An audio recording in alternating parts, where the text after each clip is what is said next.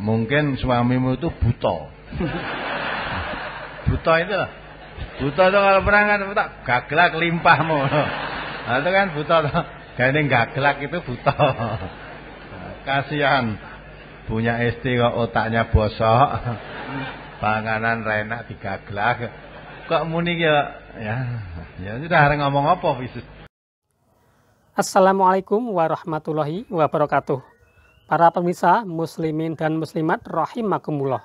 Alhamdulillah kita masih bertemu kembali untuk mendengarkan pertanyaan pilihan di acara pengajian Ahad pagi Majelis Tafsir Al-Quran pada masa kepemimpinan Ustadz Dr. Andes Ahmad Sukino.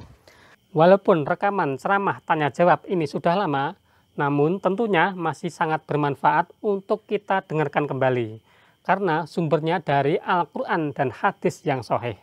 Baiklah para pemirsa semuanya, mari kita simak bersama-sama dari awal sampai akhir. Selamat mendengarkan. Saya seorang istri yang berusaha menjadi wanita sholihah dan saya tidak menuntut kepada suami. Dan yang tidak suka apabila suami marah bicaranya sangat menyakitkan hati, seperti otak gosok. Dan apabila mengatakan masakan yang kurang enak, dia mengatakan ora enak digaglak. Ustadz, saya sakit hati. Untuk itu mohon Ustadz menasihati suami saya supaya tidak mengulanginya lagi. Dan bukankah bicara yang tidak berguna itu berdosa? Dan mohon doanya semoga keluarga kami menjadi keluarga yang sakinah, mawadah dan rahmah. Ya, mungkin suamimu itu buta. Buta itu kalau berangkat tak gaglak limpahmu. Nah, itu kan buta tuh. Gane gaglak itu buta. Kasihan punya istri kok otaknya bosok. Panganan renak digaglak. Kok muni ya sudah ngomong apa wis. Nah, kebiasaan yang jelek. Padahal Nabi kita itu kalau disuguh makanan oleh istrinya tidak suka, beliau diam, nggak pernah nyacat makanan, nggak pernah. Nah, diam. Dan nanti istrinya tanggap, kok tidak mau makan, nggak apa-apa. Ya nggak apa-apa, kurang cocok. Ya. Pernah Nabi disuguh di suatu tempat sahabat, makanannya dimasak dengan campuri bawang itu. Nabi nggak suka. Disentuh pun tidak. Sampai pagi setelah dilihat, loh kok utuh. Ya, Nabi terus ditanya saat itu, ya tidak pantas lah. Misalnya Nabi mau masuk masjid bau bawang itu nggak enak. Jadi tidak suka tapi tidak mencela makanan. Ya, kemudian makanan tadi dimakan. Sahabat-sahabat Nabi tadi tidak apa-apa. Nah, seperti ibu-ibu itu senangnya sambal bawang. Ya, tapi Nabi nggak suka bawang. Tidak sukanya Nabi bukan berarti haram. Ya, bawang silakan, hanya Nabi tidak suka, tapi tidak pernah mencela. Itu Nabi. Ngucapnya juga dengan baik karena Nabi mengatakan man kana yu'minu billahi wal yaumil akhir falyaqul khairan aw liyasmut. Kalau kamu iman pada Allah dan hari akhir, ya kalau bicara yang baik lah. Kalau sekira arep ngomong apik ora iso metune gaglakan gagal. Ya lebih baik diam. Lebih baik cuma ditegur dengan cara yang baik itu bisa kok. Kurang apa atau kurang asin ya misalnya, apa kurang gula, panggil istrinya, Bu makanan ibu sudah enak, tambah gula sedikit, tambah manis Bu. Wah itu kan enak.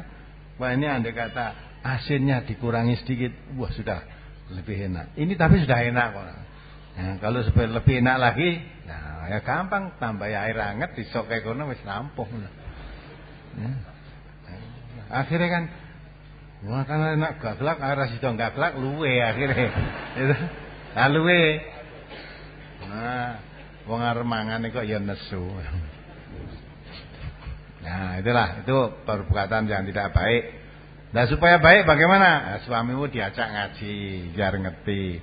Mungkin bagi dia gaglak itu kromo inggil. Nah, karena tidak tahunya. Nah, nanti kalau sudah tahu, oh ternyata tidak boleh itu ya. Ya, tidak boleh. Kalau saya orang beriman tidak akan ngomong begitu.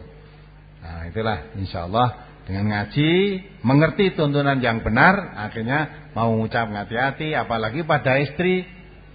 Ya, Utake bosok bengi keloni coba. Mas bosoki Mas apa ora mambu. Itu dah. Ngajak kelonan aku bosok mambu loh Mas itu.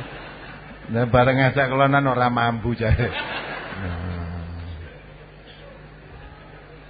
Maya sama maka Nabi kita mengatakan khairukum li ahlihi wa ana khairukum li ahli.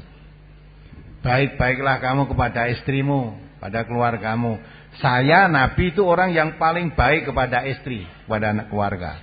Nabi itu memanggil istrinya aja panggilan yang ya menyenangkan. Aisyah itu namanya Aisyah, dipanggil Humaira, si merah delima. Karena dalam riwayat katanya Aisyah itu orangnya kecil, pipinya kemerah-merahan gitu loh. Jadi dipanggil si merah delima. Padahal namanya Aisyah. Ya. Panggil si merah delima, panggil sanjungan. Nah, kalau kamu kan manggil istrimu, ya, lemu blok, tomblok. Lah bojone dipanggil kok.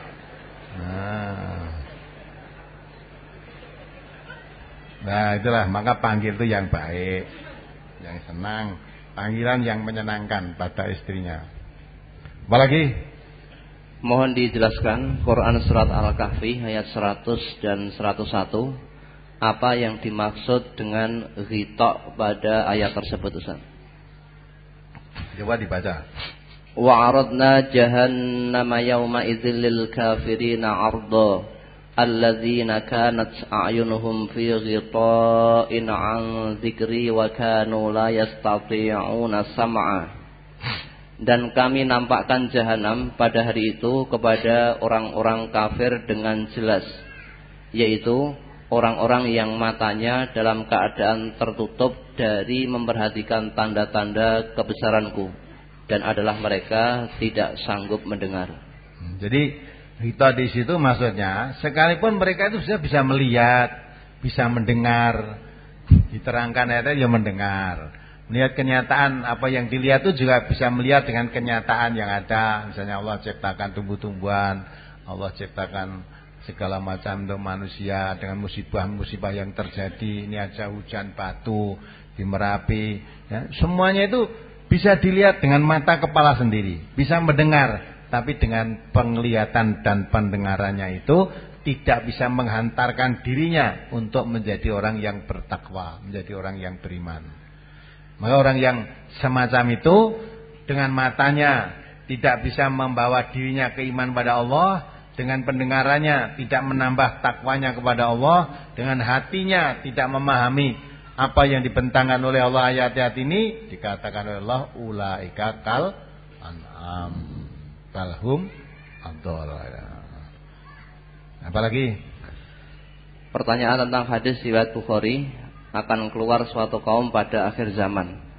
An Aliyin radhiyallahu anhu, idza haddatsukum an Rasulillah sallallahu alaihi wasallam hadisan fa wallahi la an akhirra minas samai ahabbu ilayya min an akdziba alaihi wa idza haddatsukum fi ma baini wa bainakum fa innal harba khid'atun wa inni sami'tu Rasulullah sallallahu alaihi wasallam yaqulu sayakhruju qaumun fi akhir zamani ahdatul asnani sufahaul ahlami yaquluna min khairi qawlil bariyati la yujawizu imanuhum hanajirahum yamruquna minad dini kama yamruqus sahmu minar ramiyah fa aina ma laqitumuhum faqtuluhum fa inna fi qatlihim ajran liman qatalahum yaumal qiyamati. Rawahul Bukhari.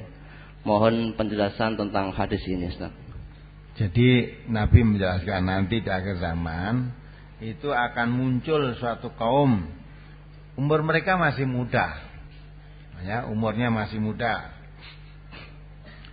ya, iman mereka masih sedikit, sampai dia membaca Quran pun tidak sampai melewati tenggorokannya. Jadi umurnya masih muda, imannya masih sedikit, baca Quran pun tidak bisa nembus sampai di hatinya, tidak melewati tenggorokannya, berarti dalil-dalil yang diucapkan hanya berhenti di mulutnya saja, lewat tenggorokan saja tidak, apalagi nembus di hati. Jadi tidak. Tapi dia merasa menjadi manusia yang sebaik-baiknya, mengucapkan yang paling baik, merasa dia paling mengerti tentang agama. Ya. Jadi ilmunya belum seberapa, tapi dia merasa paling berbuat baik atau paling bertakwa. Sampai bisa mengukur ketakwaan orang lain seolah di bawah ketakwaan dia. Walaupun Allah mengatakan fala tuzakku anfusakum huwa a'lamu bimanittaqo. Jangan dirimu merasa suci. Jangan dirimu merasa paling benar. Huwa a'lamu bimanittaqo. Sebetulnya Allah yang paling mengetahui siapa yang sebenarnya bertakwa. Nah, orang semacam inilah yang dikatakan oleh Nabi, ya ilmunya sedikit, dia melewati tenggorokan, baca Qur'annya, imannya malas berapa, tapi dia merasa menjadi orang yang paling baik. Nah, maka di situ diterangkan tidak sampai melewati kerongkongannya, mereka keluar dari agama sebagaimana anak panah dicabut dari buruannya. Ya, jadi panah yang sudah ditembakkan untuk mengenai apa tadi? Binatang yang diburu tadi, dia diburu. Ya, dimanapun kalian menemukan bunuhlah dia. Sebab siapa yang membunuhnya mendapat ganjaran bagi pelakunya di hari kiamat. Orang memanah kena binatang buruan. Terus binatang buruan tadi, panah tadi dicabut. Dicabut dari binatang buruan, tidak ada bekasnya apa-apa. Artinya dia masuk Islam, menjadi orang yang fasih, dengan baca Quran merasa paling baik tadi, merasa paling takwa. Padahal dikatakan oleh Nabi, dia keluar dari Islam seperti anak panah yang dicabut dari buruannya tadi, nancap pada binatang yang diburu, cabut gak ada bekasnya apa-apa. Artinya dia itu sama sekali tidak berbekas Islam yang ada pada dirinya. Islam tidak membekas sama sekali dirinya.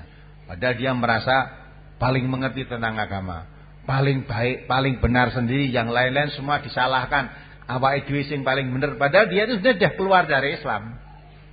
Islam tidak membekas sama sekali.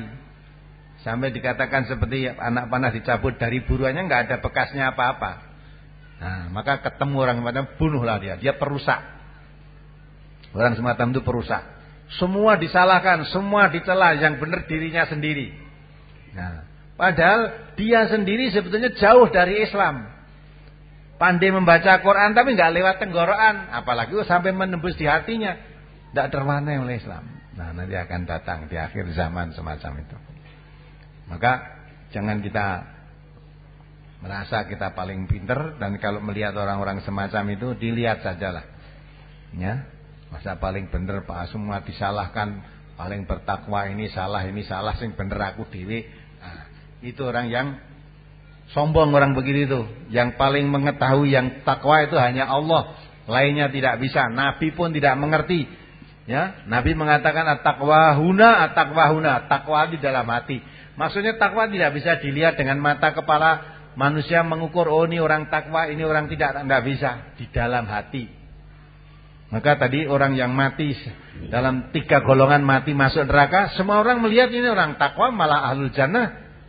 Yang mati syahid masuk surga karena dia melihat dohirnya saja. Tapi Allah yang tahu dalam hatinya, dia matinya ya, maju perang tadi supaya disebut jadi pahlawan. Disebut dia seorang pemberani. Nah gitu kan. Nah maka tidak masuk surga karena Allah tahu kok siapa yang bertakwa.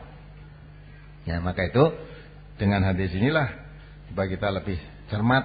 Tidak usah kita, misalnya ada orang mengaku dirinya paling benar, yang lain disalahkan, tidak usah dihiraukan. Yang penting kita berusaha menjadi orang yang benar, menurut tuntunan agama yang lurus. Maka bisanya ke sana kita harus belajar, ngaji terus semaksimalnya. Yang sudah kita tahu kita amalkan. Ya, saya rasa cukup. Demikian, segala kekurangan kami maaf. Ya, mari kita akhiri. Alhamdulillah. Assalamualaikum warahmatullahi wabarakatuh. Demikianlah para pemirsa semuanya, apa yang dapat saya sampaikan untuk pertemuan kali ini. Saya berharap dengan memutar kembali ceramah kenangan bersama Ustadz Dr. Andes Ahmad Sukino ini dapat menambah khasanah ilmu yang kita miliki. Sampai jumpa pada pembahasan berikutnya yang tentunya lebih menarik. Wassalamualaikum warahmatullahi wabarakatuh.